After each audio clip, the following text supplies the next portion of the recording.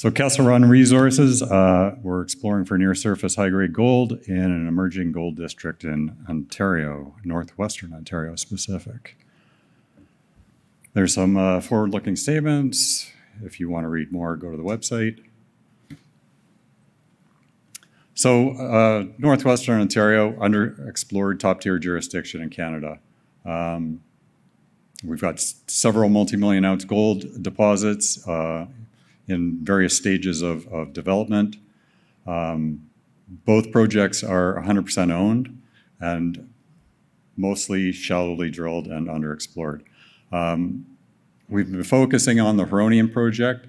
It has a past producing gold mine and a historic resource, as well as our second project. We've been doing a bit of work on the last year, the Bluff Point project, which I'll touch on at the end if we have time. So we've been drilling a lot on Huronian recently. As I said, boots on the ground at Bluff Point, and we've got a great team. There's a little cap structure for us. Trading at 3-4 cents, we're popping up to 5 every once in a while. Like everybody, been suffering the woes of the market. About 94 million shares outstanding, $600,000 in the bank, give or take. Not broke, but we're not flush. So we'll be going to market eventually as well. Float's about 60%, high net worth investors 15%, management and insiders 10%. That's a lot of me. There's the team led by myself. I'm a geo, work for Tech, Placer Dome. President of a consulting company based out of Thunder Bay that does most of the work for us, as well as many, many other arm's length companies. John is the CFO in Vancouver. Rodney's the VP Corporate Development in parts unknown. I don't know where he's living now, to be honest with you. And Kat and Yana round out the directors. Kat's a geologist and working in Chile, and Yana is an accountant in Vancouver. There we go. So here's northwestern Ontario. For those that are somewhat familiar with the area, Red Lake is just to the north of this figure. It's a bit of a busy figure, but that's the geology. So as I said, numerous multi-million ounce gold deposits in the area in various stages of development and advanced X. New Gold has the Rainy River Gold Mine down in the southwest corner of the region. Upstrike from that is our Bluff Point project. But as I said, we've been focusing on the Huronian project down in the sort of the southeast corner of that figure, and really keeping our eyes on the development project that's next door to Huronian, Gold Shores Moss project. Great infrastructure, Trans-Canada Highway, roads everywhere. It's just over 100 kilometers west of Thunder Bay, so door to door from my house in Thunder Bay, where I'm based, to the drill, like hour and a half tops. So quite nice.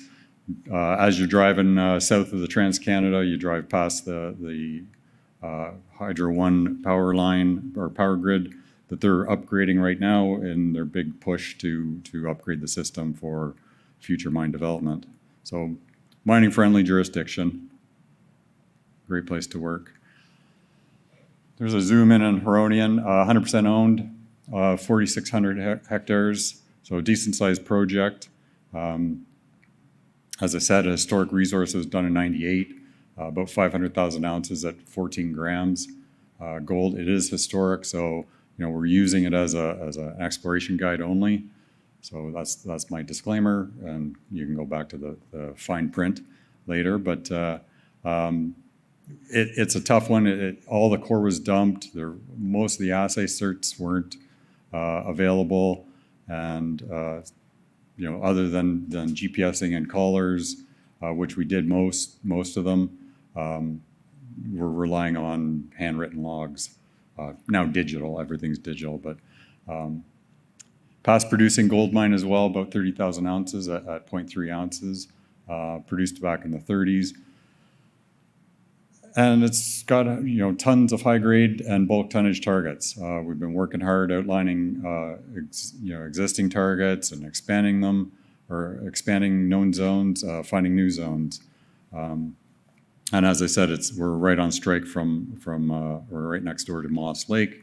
You can see on that figure the proposed pit outline that Goldshore had in their most recent resource update that was just about a month ago, I think.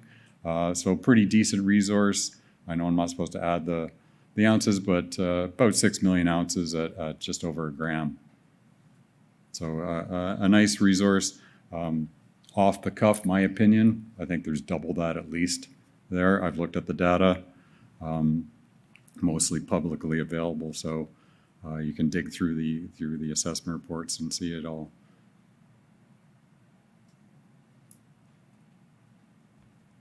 There you go. Exploration history, just real quick. So it was discovered in 1871. It was Northwestern Ontario's first gold mine. That production in the 30s. Sort of got kicked around through the 80s, 90s, even into the early 2000s, optioned out, etc. We acquired in 2016 an all-share deal, basically at the last bottom of the market. We're currently in the double bottom, I think.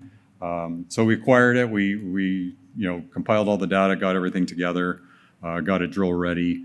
Once the market started turning and we could raise money at decent valuations, we raised quite a bit of money and have drilled about 36,000 meters so far on the project. Growing zones, discovering new zones, advancing the footprint. Did some magnetics, same technique that Goldshore did that was, I think, instrumental in them expanding their zones. So we were quite happy with that. I'm just going to touch on that real quick. But, we flew the north part of the project for the Huronian gold trend, just to see what we could see essentially and see if there was any new revelations.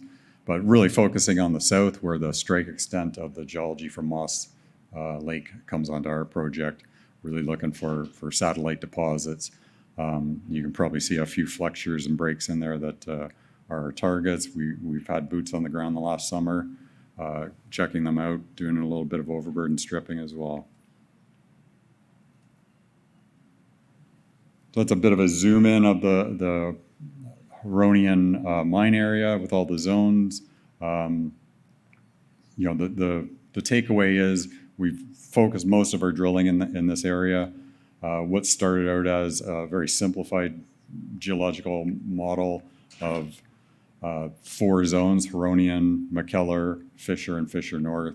As we started putting the drill into the ground, we've discovered multiple zones in the hanging wall and footwall of all the zones. And big bonus is drill bang for your buck. You're drilling, stepping back to drill, down on the Huronian zone, and you discover a new zone. You step back on the Fisher zone and realize you can extend the hole and hit a target on the Huronian zone, and you discover a new zone on the way. So, the old saying is cost-effective exploration equals cost-effective development. So that's sort of my mantra. A quick picture of the old mine. Back in the 30s, they dumped all the waste rock over the side and basically buried the zone. So I think this is one of the reasons that the project didn't get a lot of attention, and especially the Huronian zone. Most of the work through the 80s, 90s, and early 2000s was on every zone but the Huronian zone, which baffled me because that was the producing zone. So that would be, in a simplistic view, your primary target, at least initially. So we stepped onto the Huronian zone to look at the potential for a remnant resource in the area or in the zone, and try to figure out what the mineralization's doing. We're quite successful. Lots of high grade left over in and amongst the stopes, and those stopes are only one quartz vein of many in a 10-meter wide shear zone. So lots left. Here's a shot of the Fisher zone just to show that close proximity. Drones hovering over the Huronian zone. Fisher North is in the foreground, and aiming at the drill sitting on the Fisher zone. So the zones we've expanded. Fisher was about 100 meter by 100 meter block when we picked up the project. We've got it to 700 meters strike length, 200 meters depth. Lots of high grade, lots of treasure boxes hidden in there. There's some whopper intercepts in there. I think there's lots more hiding in there. So, and that'll just lend to the overall grade and viability of the zone eventually. So yeah, and as I said, the Fisher zone, it started out as just two zones, Fisher and Fisher North, and we've outlined multiple zones, parallel, subparallel to not only Fisher, but also the Huronian, all in close proximity. You can see the scale bar there. They're within spitting distance. And then lots of potential to discover new zones. We haven't barely even stepped up to the northeast. Gratuitous visible gold and alteration shots, because I'm a geologist and I have to show it. So there you go, a little bit of VG, easy to distinguish in the core, the zone. So that's good for quick logs at least. See if you've hit the zone or see a new zone emerge. This is a shot of the McKellar. I like showing it. Just shows the width. There's the 10 meter wide zone. Shows why you need to do good due diligence and good data. There's a drill collar in the middle of the zone, which was an old drill collar. When the zone was buried, we stripped it off, and lo and behold, it's underestimated. When we looked at the logs, we just thought it was a pinch in the zone, but it was actually just misdrilled. So McKellar, same thing with Fisher. It was about 100 meter by 100 meter. We've grown it to 1,200 meters in strike length down to about 150 meters depth. Kilometers still to go. There's still kilometers of strike length left, untouched. We had boots on the ground last summer. So we've been really expanding that footprint of the zone. Future drilling will work on infilling that zone and getting that down dip extent. And as I said, 1,200 meters at least of further strike length. So we'll be doing a bit of geophysics and some overburden stripping prior to drill. More gratuitous VG.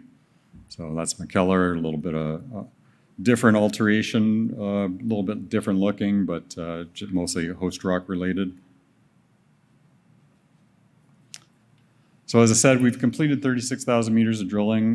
We've updated the geological model. We've got tons of potential, two zones, the Huronian gold trend, which is more of a brownfields target, the Moss gold trend in the south, which we barely touched on, which I think will be the sleeper for us. I think there's a lot of potential for related mineralization to Moss Lake. I'll just really quickly, because I'm watching the clock, touch on Bluff Point. So it's on strike from the Rainy River gold mine, that New Gold's operating. The Rainy River structural zone runs up into the Bluff Point project, sort of horsetails into in and around that granite intrusion in the northeast corner. Again, 100% owned, just shy of 9,000 hectares. It's a Cote Lake example, analogy. It's for those of you familiar with Cote Lake, I Am Gold and Sumitomo are putting it into production shortly. It's a monster. It's 20 million ounces total, all categories. I know you're not supposed to add them, but so we've outlined some good gold zones. I think this is a good potential for another elephant in there. We've barely scratched the surface. We've been doing some mag and alteration studies and trying to figure out what's going on the project. And we've been picking up ground as ground has been lapsing in the area as well. So the Kesselrun story, multiple high-grade bulk tonnage targets, limited exploration in top-tier jurisdiction. We're well positioned for the eventual rising gold market. Not an if, just a when. So we've got to be ready. And we are.